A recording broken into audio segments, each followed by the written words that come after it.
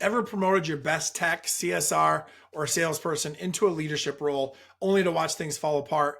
The crew gets frustrated, the new leader is overwhelmed, and suddenly everyone is looking back at you to fix it. Yeah, I've seen it more times than I can count. Leadership is a skill, not a superpower. You have to train your team to win. I'm Desi Mayner, award-winning leadership coach, and I've worked inside over 100 different service businesses across 30 different industries for more than a decade now. Companies from HVAC to pest control, landscaping to restoration, everything in between. I've helped owner-operators just like you build teams that lead, perform, and win so that you can grow the way you want to. In this video, I'm going to teach you how to develop leaders inside your business, even if they've never even led before, so that you can build a crew that solves problems, drives results, and frees you from the daily grind that you're trying to get out of. Let's stop being a firefighter. Here's the game plan. We're going to break down why most leadership promotions fail, what high-performing teams do differently, and I'm going to give you a 3-step framework to train leaders at every level and how to start implementing it this week. Let's get into it. So back when I played Division I football and had 4.5 minutes of fame in the NFL, no one expected leadership to just show up. Like, we trained for it. We had position coaches, coordinators, film sessions, pressure drills, feedback, all the things. Everything was designed to build leaders who could perform under pressure. You could think clearly, execute under pressure, and unite the team in the process. Let's fast forward to business, especially in small service business companies, and that same intentionality, it's missing. So here's the problem, is that you promote your top performer, the best tech, the best CSR, the best salesperson into that leadership role, but they don't get a playbook.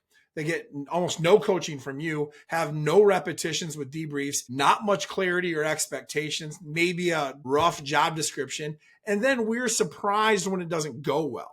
We expect them to lead because they were good at their past job. They were skilled at their past job of maybe the salesperson, but leadership is not automatic, right? It's not a magic pill that you take, and it's not inherited because you're good at it, they're good at it. No, here's the truth. So let's set the record straight right now. Leadership is not a superpower.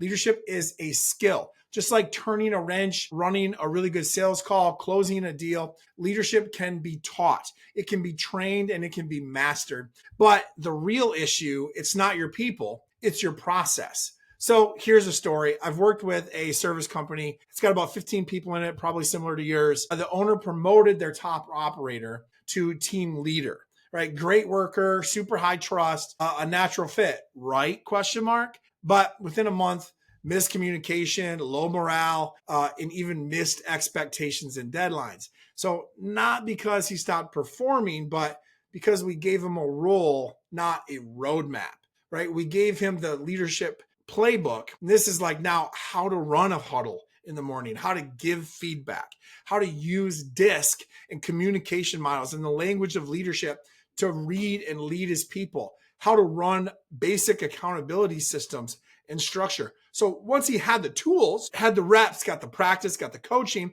and the support, he actually started winning again. Surprise, surprise. So not just with tools in hand, but with a team behind him. Look, this is trainable.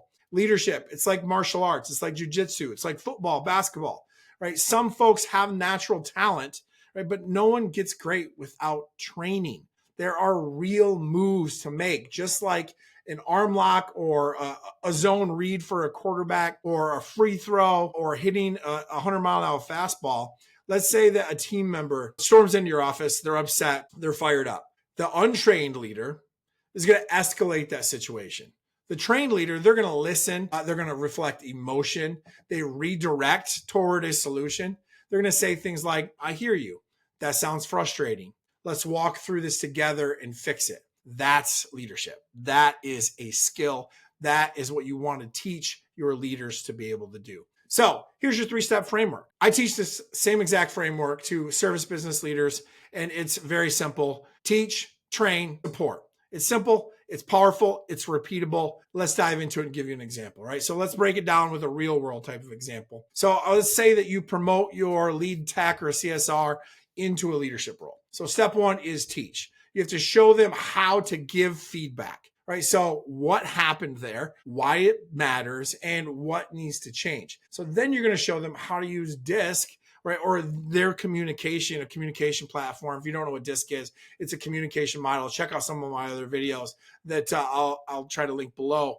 But it's a communication model that you use to adapt to the different team members' personalities so that you can communicate more effectively and more efficiently, so faster and better. And so here's that example kind of fleshed out. When the schedule didn't get confirmed, it caused a missed appointment. That affects the customer and the crew. Let's make sure that every loop is closed by 4 p.m. So that's the teaching. Okay, that's the teaching. You're teaching them what happened, why it happened, and how to fix it, right? Step 2 is you're going to train, right? So you role play that conversation maybe a couple, 3 times, right? You have them lead the morning huddle. You give feedback to them after they practice it. You run a debrief and you run it again. So it's going to be clunky at first. They're not going to be good at first. That's okay. But they're going to grow with every single repetition, with every single practice. Okay. So that's the training. Now, step 3, which is support. You have to debrief this after the moment that it happened. Okay. Here's a great way to debrief. It's always good, bad, learn, do. So good as ask them, hey, what worked, right? What do you think went good in your repetition, in that evolution, in that communication, right? In that team huddle. Okay. The bad, hey, what do you think didn't go so great, right? What could have gone better? And then the learn is, what did you learn based on what could have gone better? And then you flesh that out and then you say, do, good, bad, learn, do, right? So the do is, what would you do differently next time to make that even better and even faster, right? So you help to basically reinforce the right stuff, give feedback on the wrong stuff, and make small adjustments. Or you want to keep those reps going with the feedback, with the coaching. Like leadership is built into these tiny moments, not just the big speeches, the bucket talk or anything like that. So let's talk about why this matters a little bit. So leadership affects everything across the board, right? It affects the morale for your team, keeping your team on. So like employee retention, the profitability of your business for sure. Miscommunication can be like a third of your time lost, bad workflows. It affects your customer experience, right? It affects definitely, and this one, your stress level. So when you develop leaders, you multiply the impact and you reduce your dependency, meaning you reduce how much the business needs you because you're building your leaders in your business. So instead of every decision and problem falling back on you, your people are thinking, they're critical thinking, they're problem solving, they're taking initiative, they're making decisions, they're solving problems, they're leading on their own. That's when your business grows without burning you out. So let me give you a little sports example here coming from my world in the sports world. The best teams, they don't wait for the coach to call every play. They have trained them. They know what the mission is. They own the outcome. This is the exact same thing with your team, with your crew. When your team leads, they know how to lead. When you lead them, okay, when you teach them how to lead, when you train them, when you support them, when you hold them accountable, they're going to know how to do that. They're going to know how to lead. So that is going to unlock momentum. It is going to have them take ownership, give you freedom.